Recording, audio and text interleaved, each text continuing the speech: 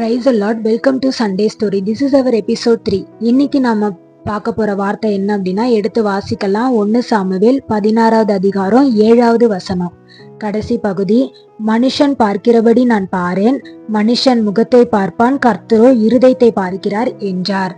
ஒரு பெரிய பட்டணத்துல பீட்டர் அப்படின்னு சொல்லப்படுகிற ஒரு செல்வந்தன் வாழ்ந்து வந்தான். அந்த ஊர்ல இவன மாதிரியே நிறைய செல்வந்தர்கள் இருந்தாலும் பீட்டர் ரொம்பவே பிரபலமானவனா இருந்தான். அந்த கிராம பகுதியிலயும் சரி, அந்த பட்டணத்திலயும் சரி, எல்லா ஜனங்கள் மத்தியிலயும் அவன் அறியப்பட்ட ஒருத்தனா இருந்தான். அதுக்கு காரணம் என்னன்னா, தன்னிடத்துல உதவின்னு கேட்டு வர யாருக்குமே அவன் இல்லைன்னு சொல்லாம அந்த எல்லா உதவியும் அவன் செய்வான். உதவி செய்யறது மட்டும் இல்ல, எல்லா நல திட்டங்களையும் அவன் அந்த ஊருக்கு செஞ்சிருக்கான்.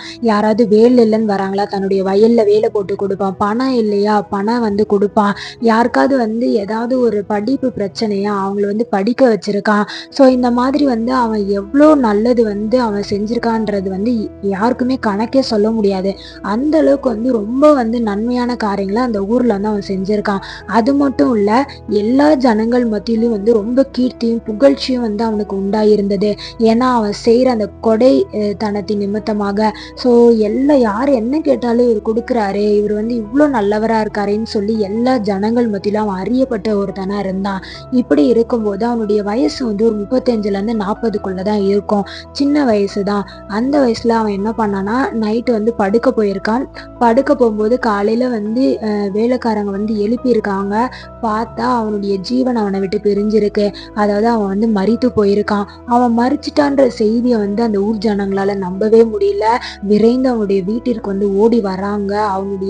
அவனுடைய அந்த ஒரு உடலை நடுவுல கிடத்தி அவனை சுற்றிலும் ஜனங்கள், அந்த கிராம பகுதியில இருக்க மொத்த ஜனங்களும் கூடி நின்று அழுது புலம்புறாங்க.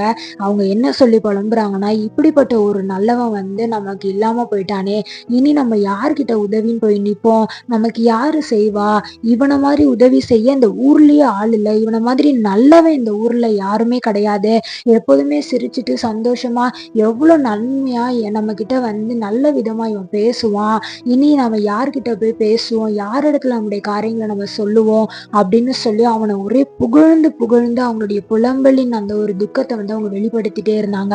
இப்படி இருக்கும்போது அவனுடைய ஆத்துமா மேலே எடுத்துக்கொள்ளப்படுது. மேலே எடுத்துக்கொள்ளப்பட்ட உடனே அங்க அவனுக்கு கிடைச்ச தீர்ப்பு என்ன தெரியுமா? பரலோகத்துக்குள்ள நீ பிரவேசி அப்படின்னு கர்த்தருடைய நாவு சொல்லல. அதற்கு பதிலா அவனது அந்த ஆத்துமாவை தூக்கி எரியிற அக்னி கடல்ல எரிஞ்சிட்டாங்க. இது கீழே இருக்கிற ஒரு ஜனங்களுக்கும் தெரியாதுங்க. ஆனா மேல ஆண்டவர் அவனிடத்துல சொன்ன காரியம் என்னன்னா, நீ எல்லாருக்கும் உதவி பண்ண, எல்லாருக்கும் யார் என்ன கேட்டு வந்தாலும் நீ செஞ்ச, ஆனா நீ செஞ்ச எல்லாவற்றிற்கும் தேவையான பணத்தை நீ தவறான முறையில நீ சம்பாதிச்சிருக்க. இது ஊர்ல இருக்க யாருக்குமே தெரியாது. உன் இருதயம் மனுஷனுக்கு முன்பாக நன்மை உள்ளதா காணப்பட்டாலும் அது அந்தரங்கத்துல எவ்வளவு கேடு உள்ளதா இருந்ததுன்றத நான் பார்த்தேன். நான் உன்னை பார்த்துட்டு இருக்கேன்ற ஒரு பயம் கூட இல்லாம நீ துணிகரமா எவ்வளவு பாவங்களை நீ செஞ்சிருக்க. உன்னோட அந்தரங்க வாழ்க்கை என்னன்னு ஜனக்கூட்டத்துக்கு தெரியாம இருக்கலாம், கீழே பூமியில இருக்க மக்களுக்கு தெரியாம இருக்கலாம், ஆனா எனக்கு தெரியும் அப்படின்னு சொல்லி கர்த்தர் அந்த ஆத்துமாவை கடிந்து கொண்டு எரியிற அக்னி தடல், அதாவது நரகத்துல அவனை தள்ளிட்டாங்க. இது கீழே இருக்க யாருக்குமே தெரியாதுல்ல. இப்படிதாங்க நிறைய மனுஷங்க நாமளும் என்ன பண்றோம்னா, மனுஷன் நம்மள நல்லவன் சொல்லிட்டா போதும், மனுஷன் நம்மளை தூக்கி புகழார சுட்டிட்டா நாம ரொம்ப பெரிய ஆளு அப்படின்னு நினைச்சிட்டு நம்ம சுத்திட்டு இருக்கோம். ஆனா நம்மளுடைய இறுதி எப்படிப்பட்டதா இருக்குன்றத கர்த்தர் பார்த்து கொண்டே இருக்காருங்க. நாம எப்படி நடந்துக்கிறோம், பேசுறோம், சிரிக்கிறோம், நம்ம கோவமே பட மாட்டேங்கிறோம் அப்படின்னு மனுஷன் நம்மளை குறித்து 1000 சாட்சி சொல்லலாம். ஆனா கர்த்தர் ஒரே ஒரு சாட்சி, நீ கேடு உள்ளவன், நீ துன்மார்க்கன்னு ஒரு வார்த்தை சொல்லிட்டாருன்னா உங்க ஆத்மா பரலோகத்துக்கு போகிறது நிச்சயம் இல்லாத காரியங்க. நரகத்துக்கு ஏதுவாய் உங்களுடைய ஆத்மா முடிஞ்சிரும். இந்த இடத்துல இன்னொரு வார்த்தையை நான் சொல்லணும்னு விரும்புறேன். மத்தேயு அதிகாரத்துல கர்த்தர் இப்படியா ஒரு வார்த்தையை சொல்லியிருப்பாரு. 23வது அதிகாரம் எடுத்து வாசிங்க. அதுல 27, 28வது வசனம். மாயக்காரராகிய வேதபாரகரே, பரிசேயரே, உங்களுக்கு ஐயோ, வெள்ளையடிக்கப்பட்ட கல்லறைகளுக்கு ஒப்பாயிருக்கிறீர்கள். அவைகள் புறம்பே அலங்காரமாய் காணப்படும், உள்ளேயோ மரித்தவர்களின் எலும்புகளினாலும் சகல அசுத்தத்தினாலும் நிறைந்திருக்கும். 28வது வசனம் பாருங்க. அப்படியே நீங்களும் மனுஷருக்கு நீதிமான்கள் என்று புறம்பே காணப்படுகிறீர்கள், உள்ளத்திலோ மாயத்தினாலும் அக்கிரமத்தினாலும் நிறைந்திருக்கிறீர்கள் அப்படின்னு. இல்ல இப்படிதாங்க நாங்க நிறைய பேர் வந்து நம்ம அப்படிதான் வாழ்ந்துட்டு இருக்கோம். வெளியில மனுஷன் வந்து நம்மள நல்லதா பேசணும், மனுஷன் முன்பாக நமக்கு ஒரு பாராட்டு கிடைக்கணும், நம்ம ரொம்ப குட் பீப்புளா தெரியணும்னு சொல்லி ரொம்ப நல்லது செய்யற மாதிரி இருக்கும். ஆனா நம்மளுடைய இருதயம் எப்படி உள்ளதா இருக்கா? மாயத்தினாலும் அக்கிரமத்தினாலும் நிறைந்திருக்கான். நல்லா தெரிஞ்சுக்கோங்க, மனுஷன் உங்களை பார்க்கல, நீங்க அந்தரங்கத்துல பண்ற அநேக காரியத்தை கர்த்தருடைய கண்கள் வந்து பார்த்து கொண்டிருக்க. இந்த உலகம் முழுக்க சுற்றி திரிந்து கொண்டு இருக்குன்னு வேதத்துல போட்டிருக்குங்க. கர்த்தருடைய கண்கள் வந்து உங்களை நோக்கி கொண்டிருக்குன்ற ஒரு தேவ பயத்தோட இந்த நிமிஷத்துல இருந்து மனம் திரும்பி ஆண்டவருக்கு என்று செம்மை உள்ளவர்களா நடந்து கொள்ளுங்க. மனுஷன் உங்களை வந்து நல்லவன் சொன்னாலும் சரி, கெட்டவன் சொன்னாலும் சரி, அது நிமித்தம் பரலோகத்துக்குள்ள உங்களை யாரும் அனுமதிக்க போறதில்ல. ஓகே, இவ்வளவு பெரிய இந்த உலகத்திலே ரொம்ப பெரிய ஆளு, ரொம்ப செல்வந்தர், அவங்க வந்து உங்களை குறித்து சாட்சி சொல்றாங்க. ஒரு ஃபேமஸான ஊழியக்காரர் வந்து உங்களை குறித்து சாட்சி சொல்றாங்க நல்லவனு, அதனால வந்து அந்த ஊழியக்காரர் நிமித்தமாக உன்னை நான் பரலோகத்துக்குள்ள சேர்த்துப்பேன்னு ஆண்டவர் சொல்லலைங்க. ஆண்டவருடைய நாவு சொல்லணும், இவன் என்னை இருதயத்துக்கு ஏற்றவன், இந்த மக வந்து எனக்கு வந்து நீதிமானா தெரியுறா, இவன் வந்து உண்மை உள்ளவ அப்படின்னு சொல்லி கர்த்தர் சொல்லணும். கர்த்தர் சொல்லுகிற அந்த ஒரு சாட்சி தான், இவன் இருதயத்துக்கு பிரியமானவன், ஏற்றவன், அவர் நாவல இருந்து உங்களுக்காக ஒரு வார்த்தை வருமா? அப்படி வர்ற வார்த்தை மட்டும்தான் வந்து உங்களை பரலோக ராஜ்யத்துக்குள்ள கொண்டு போய் சேர்க்குமே தவிர எந்த மனுஷனும் எவ்வளவு பெரிய ஊழியக்காரனும் உங்களை குறித்து கொடுக்குற சாட்சி நிச்சயம் சொல்றேன் உங்களை பரலோகத்துக்குள்ள கொண்டு போகாது. அதனால மனுஷனிடத்துல நல்ல பேர் வாங்கணும்னு சொல்லி பிரயாசப்பட்டு சோர்ந்து போகாதீங்க.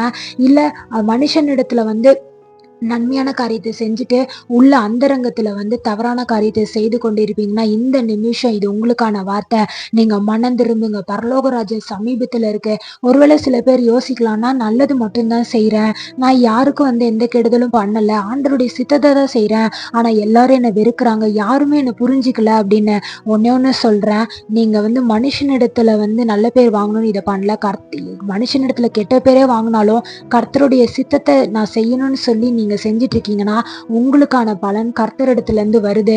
ஒருவேளை நீங்க வந்து பரலோகத்துக்குள்ள வந்து என்ட்ரி ஆயிட்டீங்க அப்படின்னா யோசிச்சு பாருங்க, நீங்க ஆண்டவருடைய வருகையில நீங்க திரும்ப அவர் கூட வரும்போது உங்களை பார்த்து தவறாய் பேசின அநேக நாவுகள், அநேக முகங்கள் வெட்கி ஞானத்துல வந்து கீழே குனியும். கர்த்தரோடு கூட இவன் வர்றா, கர்த்தரோடு கூட இவன் வரா, அப்ப இவன் எவ்வளவு உத்தமனா இருக்கணும், நீதிமானா இருக்கணும், நாம தான் தெரியாம அவனை தப்பா பேசிட்டோன்னு சொல்லி அந்த இருதயம் உடைஞ்சு அழுங்க. நான் விசுவாசிக்கிறேன், நீங்க வந்து மனுஷனிடத்துல எதையும் எதிர்பார்க்காதீங்க, நீங்க நல்லதே பண்ணுங்க, செம்மையானதை பண்ணுங்க, கர்த்தருடைய கண்கள் அதை பார்த்து கொண்டிருக்க. உங்களை 1000 பேர் கெட்டவன் சொல்லட்டும், இல்ல கர்த்தர் வந்து இருக்காரு, கர்த்தர் ஒரே ஒரு வார்த்தை இவன் நீதிமான்னு ஒரு வார்த்தை சொல்லட்டும், அது போதுங்க. அதுதான் கர்த்தர்கிட்ட வந்து உங்களை கொண்டு போய் சேர்க்கும். ஸோ இந்த நிமிஷம் யாராவது வந்து அந்தரங்கத்துல வந்து யாரும் பார்க்கலன்னு சொல்லி அநேக கேடான காரியத்தையும் கேடான ஒரு விஷயத்தையும் வந்து நீங்க செய்வீங்க, இல்ல பேசுவீங்க, இல்ல தவறான பழக்கத்துல இருப்பீங்க அப்படின்னா இந்த நிமிஷம் நீங்க வந்து மனம் திரும்புங்க. இந்த நிமிஷம் மனம் திரும்புங்க. நீங்க செய்யற வேலையில, நடத்தையில, பார்க்கிற பார்வையில எல்லாவற்றிலும் ஒரு பரிசுத்தத்தை கொண்டு வாங்க.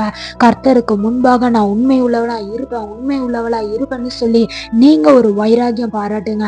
நீங்க கர்த்தருக்கு என்று வைராக்கியம் பாராட்டி செம்மை உள்ளவர்களை நடக்கும்போது என் தேவன் அவருடைய வைராக்கியத்தை உங்க வாழ்க்கையில காட்டி உங்களை மேன்மைப்படுத்த போதுமானவரா இருக்கு. இப்போ ஒரு ஜெபம் பண்ணுங்க. அப்பா, மனுஷன் என்ன நல்லவன்னு சொல்லும்படியா நான் ஒரு காரியத்தை செய்யக்கூடாது, கர்த்தர் என்னை பாக்குறாருன்னு சொல்லி உண்மை உத்தம பயபக்தியோட உங்களுக்கு முன்பாக இருதயம் செம்மை உள்ளதை காணும்படியா நான் காரியங்களை செய்ய நடக்க எனக்கு உதவி செய்யுங்க அப்படின்னு சொல்லி கேளுங்க. நிச்சயம் கர்த்தர் வந்து உங்களுக்கு உதவி செய்வார்.